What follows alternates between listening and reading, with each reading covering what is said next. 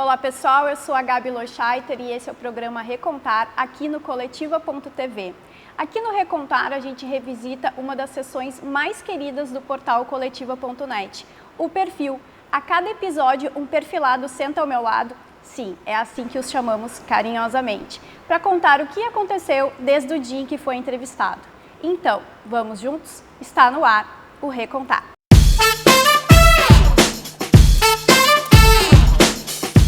A nossa perfilada de hoje é simplesmente apaixonada pela vida e por Porto Alegre. Tem como marca registrada uma trajetória em defesa de diferentes frentes da área cultural. Formada em jornalismo pela PUC, ainda aluna nos anos 70, iniciou sua carreira no extinto jornal Hoje, da RBS. Na década de 80, encarou o desafio de empreender e lançou a produtora Viva Produções, onde permaneceu por 9 anos. Entre idas e vindas da RBS TV, atuou como produtora, chefe de reportagem, gerente de produção e gerente executiva de programação e entretenimento. Na emissora, passou pelo Jornal do Almoço, TV Mulher, Galpão Crioulo, entre outros. Dos projetos especiais coordenados por ela, temos Histórias Curtas, Curtas Gaúchos, Patrola, Anônimos Gourmet e ainda o curso de telejornalismo Caras Novas, responsável por revelar diversos talentos do jornalismo gaúcho.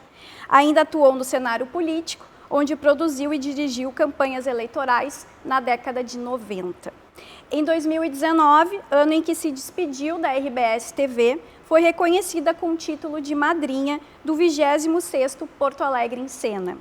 Por sua trajetória, já recebeu o prêmio Líderes Vencedores da Federação, prêmio Joaquim Felizardo e o primeiro prêmio Globo de Programação como gestora destaque. Atuou por 2 anos como conselheira estadual de cultura do nosso estado, permanecendo até julho de 2022. Atua como parecerista dos projetos inscritos para as leis de incentivo de municípios e estados. Atualmente, realiza curadoria de projetos culturais, é vice-presidente da Associação dos Amigos do Teatro São Pedro e atua também na diretoria da Associação dos Amigos Lígia Verbuck, do Instituto Estadual do Livro. Sim, é ela, Alice Urbim. É longo esse currículo, né? Alice. Bom, né? Tem 68 anos aí. Não podia ser diferente, né? Obrigada, Alice, por estar de novo aqui com a gente, por topar essa aventura. Com certeza. Tá feliz? Vamos reviver Tô um pouquinho? feliz, vamos recontar essa entrevista que eu dei para o Coletiva.net. Vamos lá, vamos lá. Quando tu me chamaste e falaste que tinha sido há 18 anos que eu dei essa entrevista, quase tive um... Mas tá tudo bem. Já deu a maioridade. Já deu a maioridade. Venceu. Então tá, vamos revisitar. Lá. Vamos lá. A primeira coisa que eu vou te perguntar é básica. Por que tu foi pro jornalismo? Pergunta ampla, geral e restrita. Vamos lá. Eu fui pro jornalismo porque eu tinha feito magistério. Que na época se chamava normal, né? Eu fiz normal no colégio Bom Conselho. Fomos do mesmo colégio, então. Do mesmo colégio. Então eu fiz o ginásio e o normal. Aí o que aconteceu? Eu não sabia exatamente o que eu queria fazer. Eu achava que tinha psicologia e jornalismo. Aí eu fui conversar com minha professora de psicologia do normal e ela falou: olha, Alice, pelo teu teste vocacional tem tudo a ver com comunicação e eu acho que tu devia fazer, né, alguma coisa da área de jornalismo. Aí eu dei aula, né, eu fui professora primária durante 3 anos, foi 2 anos e meio, né, 3 anos, e já fazendo a faculdade de jornalismo. Aí quando eu entrei, como tu falaste, no jornal Hoje, que era o vespertino do grupo RBS, aí eu saí do Bom Conselho para ficar só na área do jornalismo. E eu entrei no jornalismo porque eu queria escrever. Né? Eu comecei no jornalismo impresso e eu achava que eu escrevia bem, que eu podia contar histórias. E aí, dou de cara com aquele jornal Hoje, assim, onde a pauta era maquiagem dá câncer, a pauta teste, né? E graças a Deus que deu errado na geral, eu acabei indo para a editoria de cultura. Meus editores na editoria de cultura do Jornal Hoje foi o Mário Madureira, o Delmar Marques e o Paulo Fogaça, o Fogacinha, que é irmão do Fogaça político. E eu aprendi muito com eles. Apesar de ter durado só 9 meses o jornal, como ele era um vespertino, eu acabava cobrindo a parte de teatro e música à noite. E aí eu voltava para o jornal, fazia a matéria, porque o jornal baixava ao meio-dia, porque ele rodava às 4 da tarde.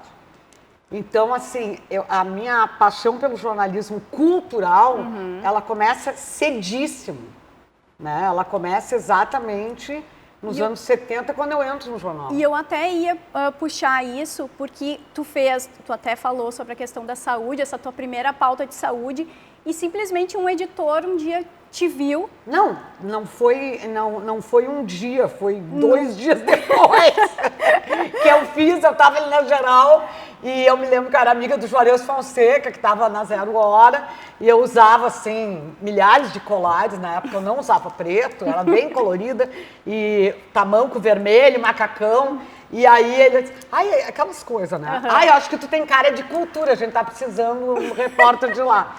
E, na época, quem era repórter já estava na cultura, porque isso aí o jornal estava em teste ainda, não estava... A gente fez quase 1 mês e meio de piloto. O Armando Burdi era o diretor-geral do jornal, junto com o José Antônio Ribeiro, que era o Gaguinho. Aí, o Gilberto Perim era o repórter cultural da cultura, do segundo caderno. E aí que nasce a nossa amizade desde ali. E aí, cobria teatro e aquela coisa... E fiquei... Entende? E isso me fez, vamos dizer, esse lastro, assim, e essa vontade de trabalhar com cultura em Porto Alegre. Sim. Eu vou abrir uma aspas para ti também sobre isso, porque tu acredita que isso tenha sido um empurrão, isso do editor ter te visto, enxergar em ti perfeitamente a editoria de cultura, tu acha que foi um empurrão para simplesmente o que aconteceu desde sempre na tua carreira? Eu acho que foi assim, sabe, talvez tenha sido sorte ali naquela... Porque eu ia me dar muito mal na geral, entendeu? E eu ia ser uma pessoa muito infeliz. Só que também tinha gente que já tinha filho, e eu era solteira na época, então assim, ainda estudava. Então trabalhar de noite, sair do jornal às 3 da manhã... Sim. Tinha que ser bem alegria. Então, assim, era bem... Então, jovem, né? Jovem. Mas eu queria... Porque, assim, tu sempre foi uma pessoa dentro da tua família que tu foi estimulada a ler muito, a sempre estar envolvida. Então, por isso que eu acho que eu faço essa ligação. Na verdade, isso sempre esteve contigo, essa questão da cultura. Sim, né? sim. Eu ganhei, assim, eu ganhei vários prêmios quando era criança. Tipo assim, melhor redação, eu ganhei assim, uma vez eu fui capa do Correio Infantil e eu ganhei era uma promoção da Feira do Livro e eu ganhei um livro chamado A Volta do Coelho Sabido, daí tô lá eu assim, né? Aquela carinha de roupa de domingo, laço de fita na cabeça. Então, eu sempre li muito. A minha mãe trabalhava no Ministério da Educação, ela era inspetora de ensino. E, assim, a gente sempre teve muito acesso, apesar de eu ter estudado com bolsa de estudo, depois no Bom Conselho, estudei em grupo escolar, a gente sempre teve muito acesso. E eu ia nas bibliotecas, entende? Eu sempre fui rata de biblioteca. Não tinha livro em casa, tem biblioteca para ler. Não, até tem uma história bem legal no teu perfil, que tu fala sobre as gêmeas que eram evangélicas. Exatamente. Essa história é muito legal, assim, a Jane e a Janete eram evangélicas e eu descobri que era só eu dizer assim, eu sou evangélica, eu não precisava ir na missa da primeira sexta-feira do mês na igreja de Santa Terezinha, que a gente ia a pé do grupo escolar Marechal Floriano Peixoto, que ficava na frente do Shopping Total. Aí eu cheguei, imagina eu no primeiro ano primário, quando eu descobri, veio Pinóquio ali e disse, eu esqueci de falar para a senhora, professora, eu sou evangélica. Aí tá, tudo bem. Porque eu descobri que as evangélicas ficavam na biblioteca da escola. Pô, cara, entre a missa da Igreja Santa Terezinha e ficar na biblioteca... Claro. Viagem do narizinho, eu queria ir pra lá, né? Aí, a minha mãe, na primeira reunião, assim, dos pais, aquela coisa, chega assim, bom, então, eu gostaria de comunicar que quando que a gente preserva, provavelmente ela não usou essa palavra diversidade, né? Mas a gente preserva a diversidade. Aqui nós temos a Jane, a Janete e a Alice, que são evangélicas. Aí a minha mãe não fez o bafão na hora, porque era uma pessoa chique, educada. Quando chegou no final, foi falar com a professora. Quando ela chegou em casa... Aí sim. Só não vou cinta porque ela era educada.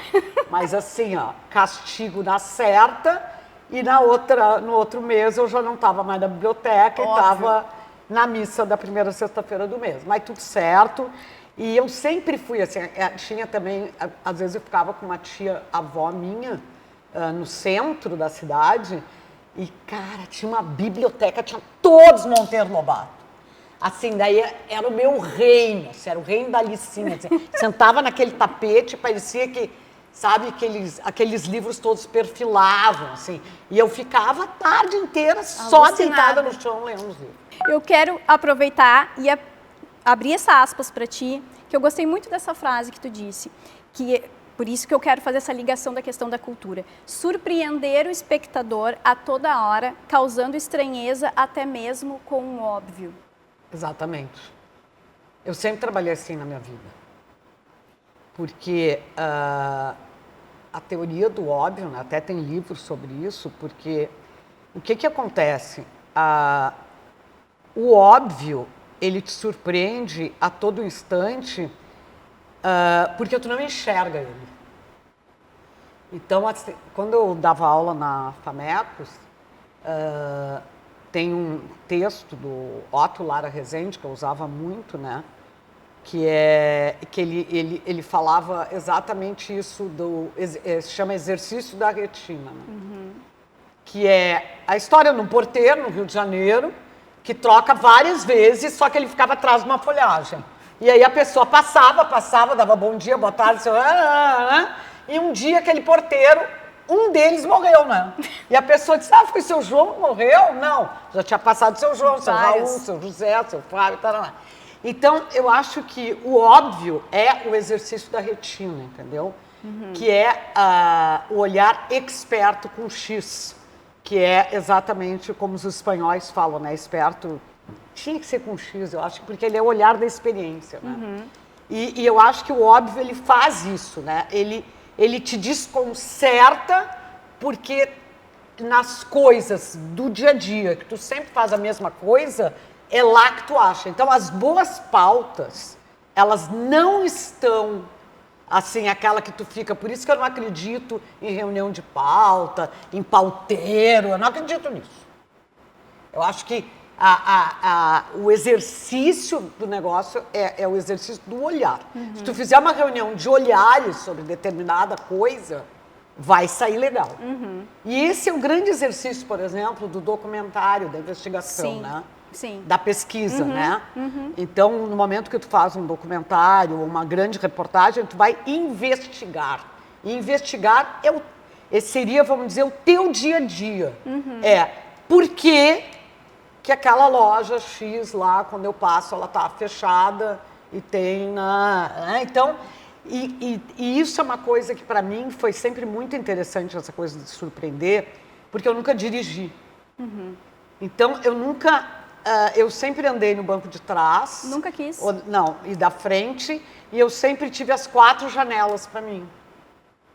E todos os lados. Então, tu tem um exercício de retina fabuloso. Uhum. Eu tenho certeza que eu enxergo coisas que ninguém enxerga. Imagina. Porque as pessoas não conseguem relaxar o olho, entende? Então, essa coisa do surpreender o espectador pelo óbvio, sempre foi a minha teoria quando eu dava aula. Então, a minha pergunta sempre era essa, mas qual é o óbvio? Daí, quando tu faz essa pergunta, ninguém responde. Tu espera até hoje que responda. Exatamente, porque o óbvio, tem uma outra história bacana, eu vou contar bem rapidinho, que quando eu dava aula de telejornalismo, o óbvio, vamos dizer assim, o modelo da cópia, da pasteurização era copiar o Jornal Nacional. Sim. Todo mundo fazia Jornal Nacional. Então, assim, como é que tu desmascara esse óbvio? Como é que tu depena ele? Como é que tu descarna esse óbvio? Aí um grupo que foi liderado pela Laura Medina, que é uma jornalista, daí fizeram um negócio sensacional. Eles levavam um pano preto e daí a repórter ficava na frente desse fundo e ficava aqui, hoje eu tô aqui, não sei o que, tarará, né? Vamos dizer que ela estava na estreia de uma peça, aí abriu aquilo e aparecia. É porque não tinha cenário, não tinha estúdio. Sim, não tinha o nada. jornal, entendeu? Então, assim, então aquilo tu desmascara aquele óbvio, porque ela continuava uma apresentadora, mas ela descarnava a reportagem que estava atrás dela. E sempre tinha alguma coisa, era um jornal cultural, né, que ela estava fazendo. Sim. Então, só que para tu ter uma ideia, assim, eu dei aula diversos anos e também durante os Caras Novas, o telejornal é uma atividade prática, e nesses anos todos, eu conto sempre essa história, porque essa história é a que marcou a minha carreira como professora e aluna, porque eu nunca tinha visto isso. Porque é diferente, mas eu passava o tempo inteiro fazendo discurso contra o óbvio. Porque é engraçado, porque é a favor e contra ele, né? Sim, sim. Então porque ele, vamos dizer, ele é como se fosse um arquétipo, assim, né? Ele faz isso aqui. Então tu tem que pegar aquilo e derrubar aqui e vira uma ampulheta, porque tu vai para cá e para lá e tu tem, no momento que tá ficando óbvio, tu tem que... Acho que é muito isso, é muito tu, né? Aquilo que a gente estava conversando ali fora das câmeras, que chega um momento que tua saída da RBS, já que a gente estava conversando sobre isso, que tu não te via mais como um desafio. Sabe como é que eu me via? Tem uma expressão no Recursos Humanos que diz assim, fulano de tal tá que nem um gato gordo. Fica lá no canto, olhando, só come, fica lá. Eu não cheguei a ser o gato gordo, mas eu achei que eu ia ficar um gato gordo, entendeu?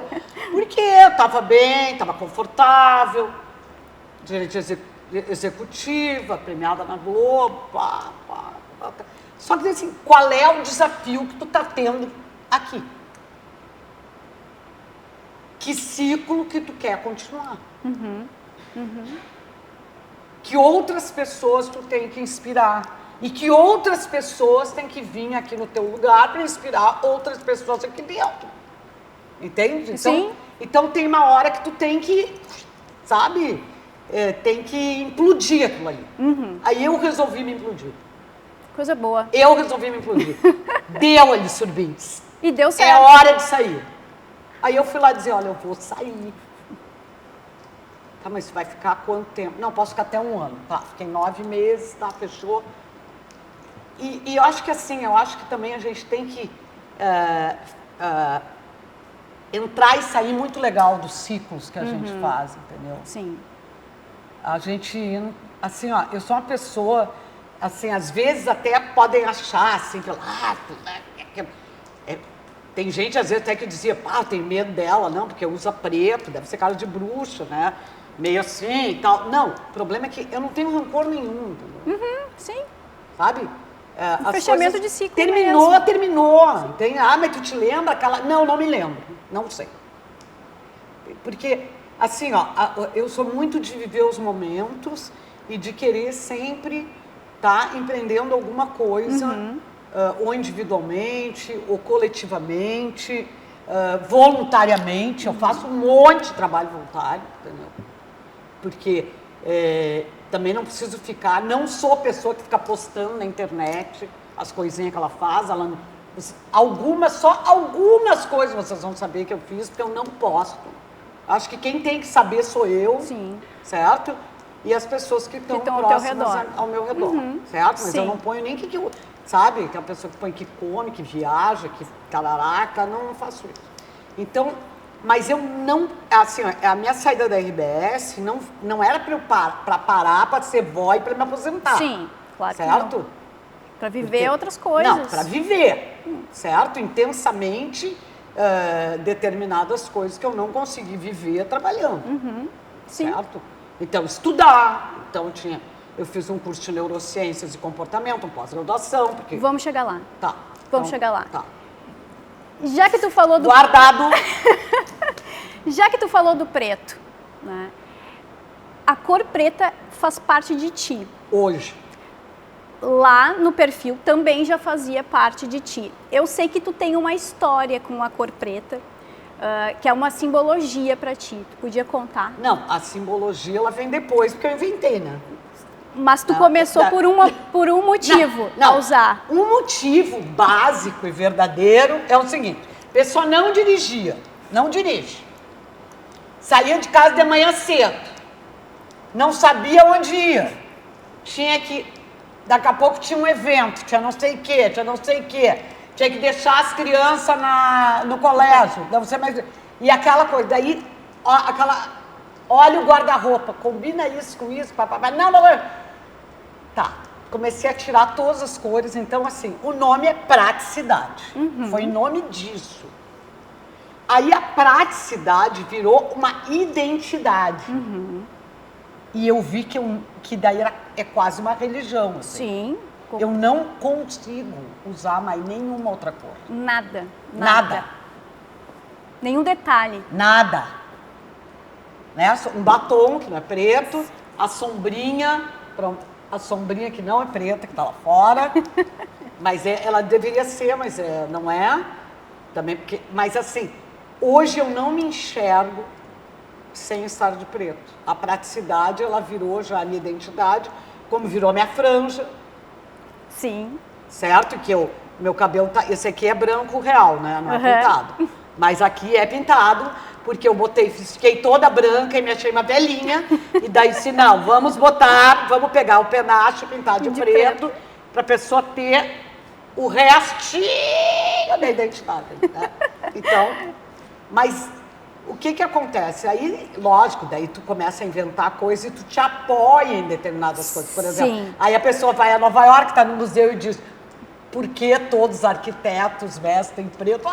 Eu tô aqui. Aí os caras fizeram um livro. E tem arquitetos do mundo inteiro falando por que eles vestem preto. E aí tu lê, é muito parecido com a minha história. Não tem... Entende? Óbvio, tem atributos de preto. Sim, né? sim. Daí daqui a pouco assim, as pessoas ficam, né? Os guris da Atlântida dizem que eu sou a avó dos emos. Que quem criou os emos fui eu. Foi tu. E o Neto Fagundes repete essa história.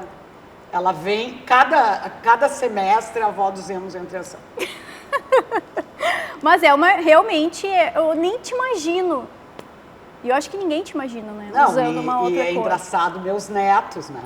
Porque eles já me viram de preto. Então, assim, daí esse fim de semana minha neta fez 4 anos, daí tava aqueles vestidos de princesa azul. Eu digo, será que tu podia comprar um pra mim? Não tem preto, vovó. Ai, que amor. Já sabe a direitinho. Princesa é azul. Querida, que amor. Então, já que a gente estava falando, vamos falar sobre família.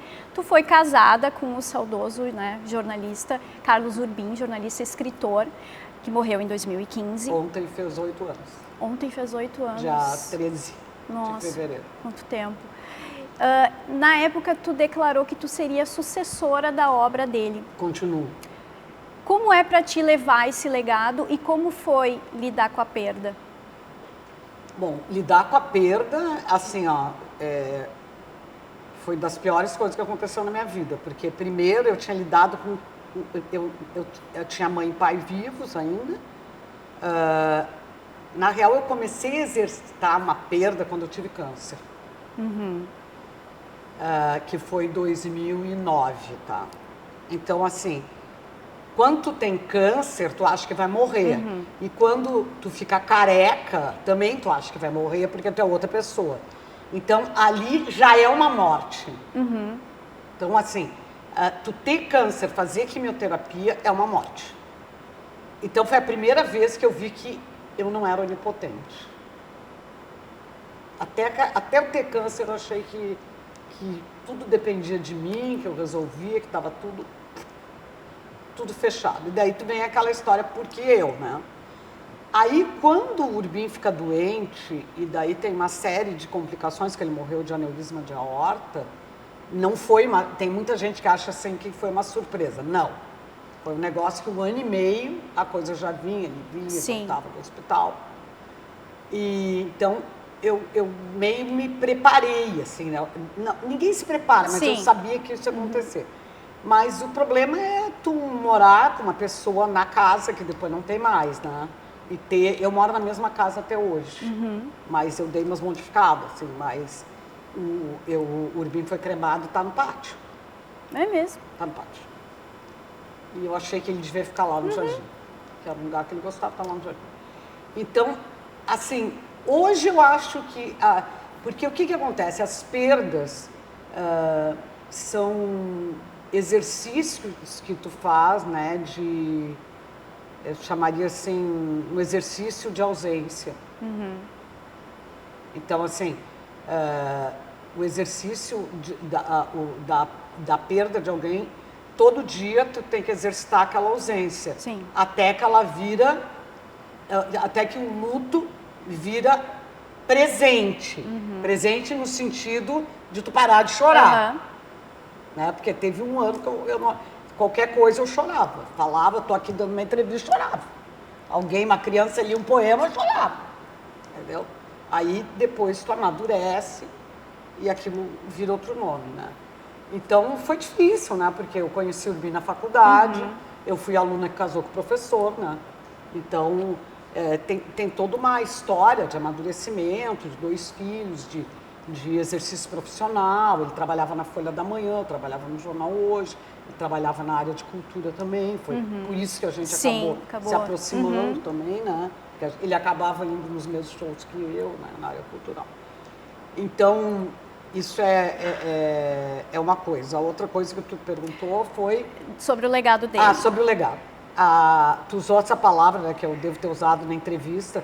Sucessora é um nome jurídico que se dá para quando a pessoa, vamos dizer, administra os bens, né, daquela pessoa e também recebe, vamos dizer, os direitos autorais, né, dele, no caso, porque ele era escritor. Até teve uma novela, vocês lembram? A Sucessora. Era a Suzana Vieira, a personagem principal. Então, a sucessora é exatamente isso. Né? Então, eu cuido diretamente dos direitos autorais dele, de tudo que é relacionado à obra dele. Urbim tem 3 livros inéditos ainda. Então, agora eu estou vendo, tem um que provavelmente que é o Maria Fumaça, que é o que é um livro que se passa entre Porto Alegre e Livramento. Então, tem alguma coisa a ver lá com a aviação férrea de lá e talvez agora eu estou vendo alguma coisa para fazer uma captação por lá.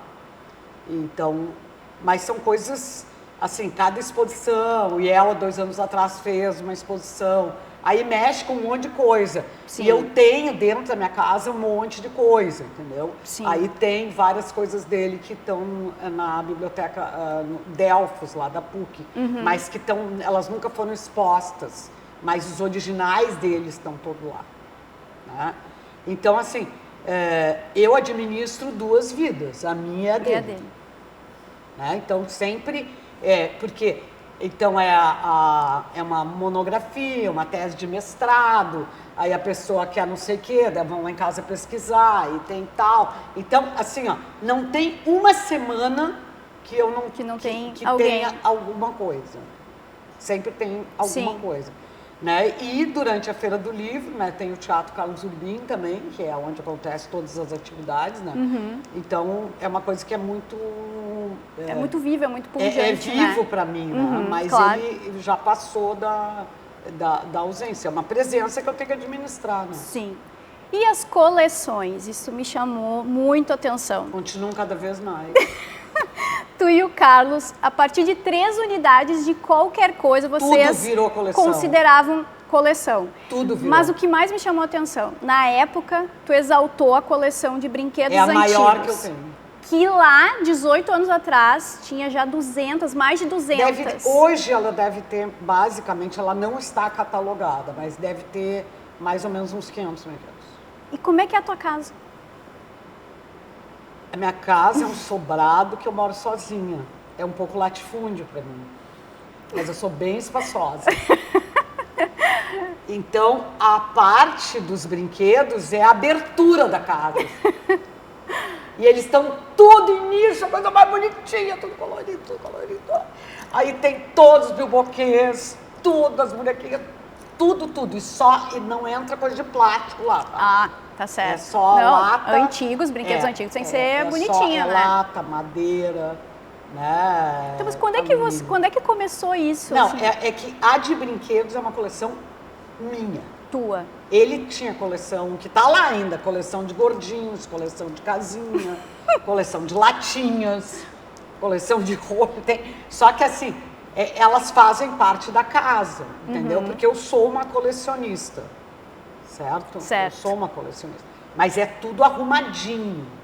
Mas é exposto. Não, Se é eu for tudo. na tua casa hoje... Tá tudo. E outra coisa, todo mundo pode brincar com os brinquedos também. Ah, tu deixa? Deixa. De boa? Deixo. Eu só, aqueles que são muito pequenininhos ou muito valiosos, eles vão bem para cima. Como o pé direito é alto, a criança não alcança, entendeu? Ela pode olhar, mas os meus netos adoram brincar. As pessoas, assim, é que é muito engraçado. Aí, assim, chega o Weiman lá em casa. Aí, vamos fazer... Aí, só um pouquinho. O que é isso? É uma loja? Não, só um pouquinho, posso tirar uma foto? Daí, assim, então, o cara da Vivo, assim... Qualquer pessoa. As pessoas... Não, porque realmente é assim, não, super arrumadinho, entendeu? Não, mas é surpreendente tu entrar e ver tanto. E é direto, é uma parede inteira, né? Mas eles também estão espalhados pela casa. Eles estão espalhados, daqui a pouco tu vai... Em cima da minha mesa de jantar tem um avião gigante de madeira. Que demais. Ah, também tem esses maiores? Tem um avião gigante de madeira que eu comprei no Brick. Que demais. Então, assim, o colecionismo, assim, eu descobri que eu tenho um negócio de... É bem assim, o sentido da memória, né? Da memorabilia, assim. Tu falou muito sobre isso, né? Ó, vou abrir uma aspas. A minha casa é um parque temático. Me encanta ficar lá ajeitando e olhando para as coleções. Dizem que quem coleciona tem um apego grande à memória. Essa coisa lúdica é uma terapia para mim. Eu já era boa nessa época para falar. Né? Então, assim, é um negócio legal, assim, porque eu acho que a memória... E esses dias eu dei uma entrevista até sobre colecionismo e o repórter me perguntou assim, quantos brinquedos tem teus aqui, né? Eu falei, só tenho uma boneca, porque eu não tive brinquedos. Tu falou sobre isso também no perfil. Então, assim, eu fui uma criança que não teve brinquedos. Então, eu acho que também, assim, a coleção, ela também, vamos dizer, ela promove um olhar que eu tive de ausência, entendeu? Porque, então, completa. Ela me completa, então ela vibra, entende? Hoje eu não compro mais nada, tá? Porque não tem mais lugar. Se eu ganhar, tem lugar. Sim. Mas eu não compro absolutamente mais nada. Eu comprava muita coisa, Sim. Viajava, comprava. Hoje não tem. É assim, não tem mais lugar na minha casa. Não tem. Então, tem muito quadro. Eu adoro, por exemplo, tem uma sala só de fotógrafos gaúchos. Que legal. Entende? Então, assim, eu gosto de perceber, assim, a minha casa é uma janela. Sim. Sabe? Assim, então, cada quadradinho que eu olhar, cada coisa. Então, assim, não é um exercício, assim, muito lúdico, muito criativo. Assim. Então, as pessoas dizem, eu tenho que voltar aqui só para olhar tal coisa, entendeu? Então, e eu, assim, eu fui uma vez em Cannes, num apartamento, e eu acho que um dia eu vou ser aquela velhinha. A velhinha morava num lugar. Aí a gente daí dizia, Museu do Brinquedo, casa ao lado. Ela cobrava $10 pra gente entrar na casa dela. E ela ficava com a chavezinha na frente, olhando para ver se a gente tocava, tarará. E ela era um apartamento e era a coleção de brinquedos dela. Olha aí, um baita negócio. Baita negócio, por isso que eu digo que é um parque temático, mas ainda não é. Por enquanto é minha casa, né? Então, mas eu acho assim que o brinquedo, a brinquedo, tanto é que a brinquedoteca, né, ela é utilizada na pedagogia para qualquer criança, né? O ato de brincar, ele é usado na psicologia, né, gente? Toda a psicanálise para criança é feita através de montagens de família, de armar, de desarmar, né? Através daquilo ali, daquele brinquedo, né? Então, eu não sei, assim, para te dizer, tá, mas por que ficou tão grande essa coleção? Não sei. Ah, mas ficou. mas é que dá muita vontade, tu imagina, né? Eu imagino tu ali ver alguma coisa, isso aqui vai combinar eu sou bem intensa, sabe? Assim, é mesmo? Bem intensa. Acho que a gente não percebe. É, muito. Bem intensa. Às vezes eu acho que eu sou assim, sabe, gosto, né? Tanto é que eu fui procurar, agora na pandemia, fiz até curso de palhaço. Vamos falar sobre isso. Primeiro eu quero falar dos filhos. Na época, o Emiliano estava com 26 anos e escrevia para a revista da MTV, estava em São Paulo. E o Glauco estava trocando direito pelo jornalismo. E agora tem o Miguel, a Catarina e a Cora. Como estão os teus filhos e como é ser vó? Meu filho mais velho está com 44 anos, mora no Rio de Janeiro. Ele é editor executivo de cultura do Globo, do jornal Globo. Ele tem um filho, ele é casado com a Suzana, que também é jornalista. E a mãe do Miguel é a Marilis, a Suzana é a segunda mulher dele, que também é jornalista.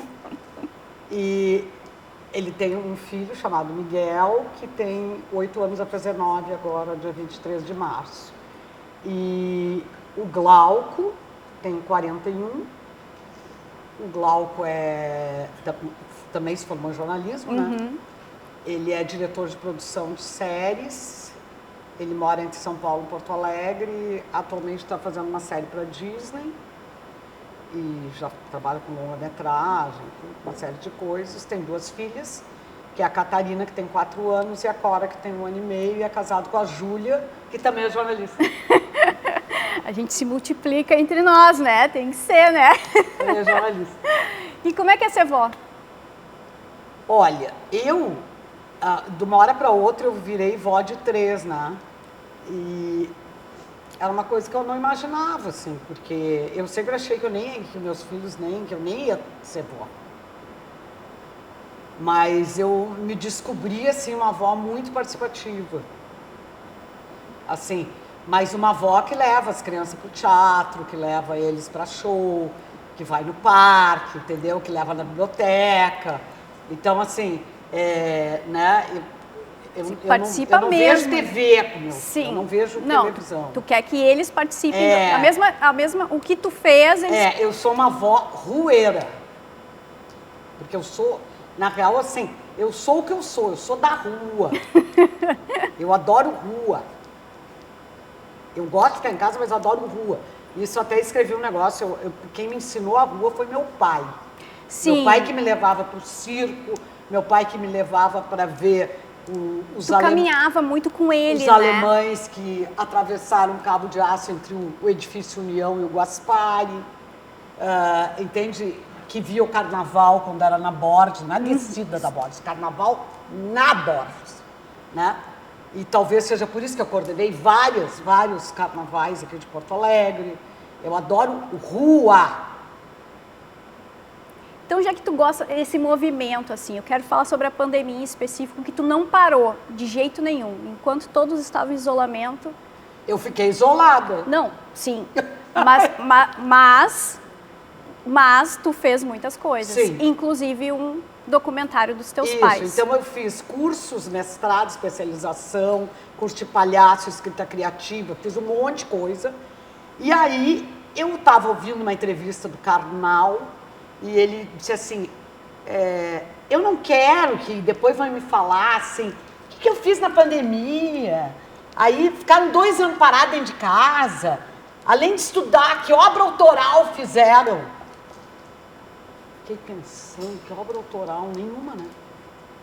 Aí eu fazia, a pandemia ali foi decretado março, e eu não estava, meus pais morando em Santa Maria, e eu não tinha visto eles, daí era final de agosto, eu disse, eu vou de máscara, vou lá toda de plástico, sei eu, e vou para Santa Maria passar o feriado, vou locar um carro, né? Não dirijo. Sim. Vou locar um carro, vou lá para Santa Maria e vou lá ficar com eles uns 15 dias.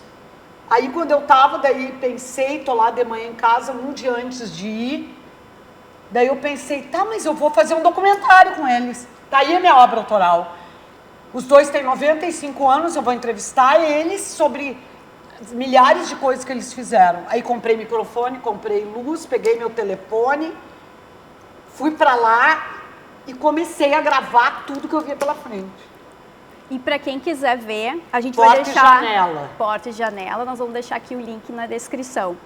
É uma declaração de amor para 2 pessoas, onde eu fui descobrir a história deles e acabei descobrindo que tinham 3 protagonistas.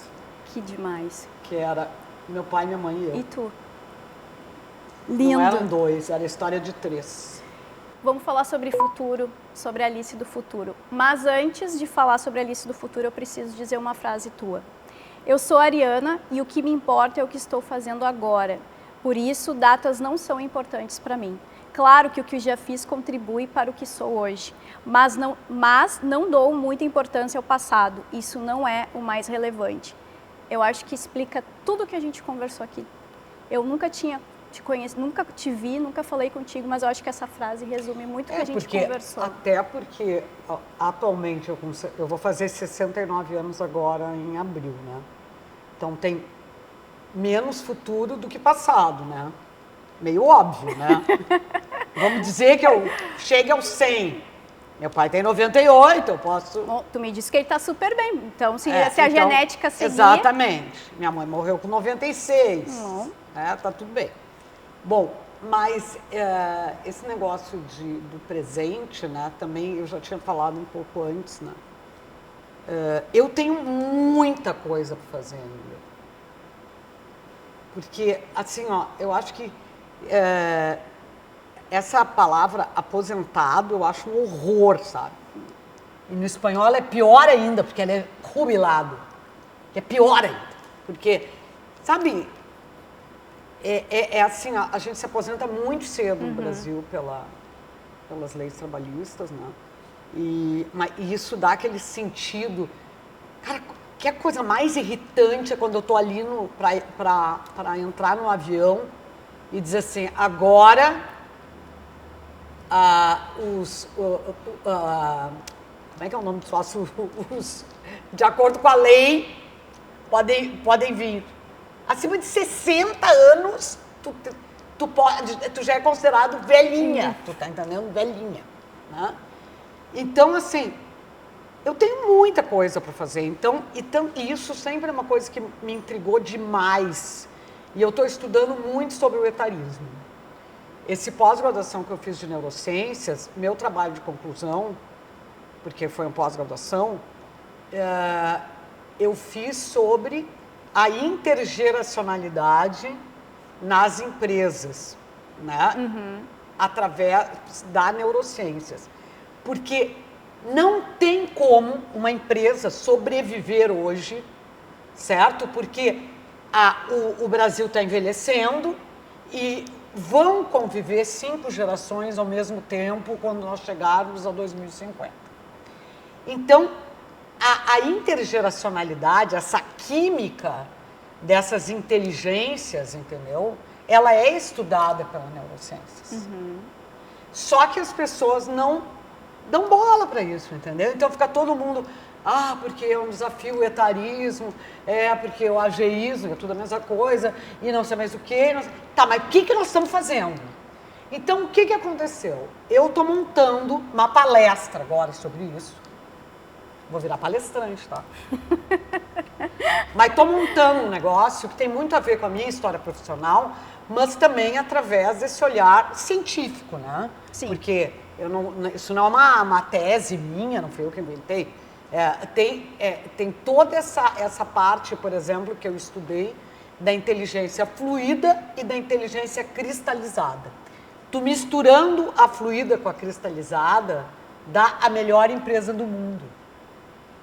Empresa certo? dos sonhos. Dá a melhor empresa do mundo.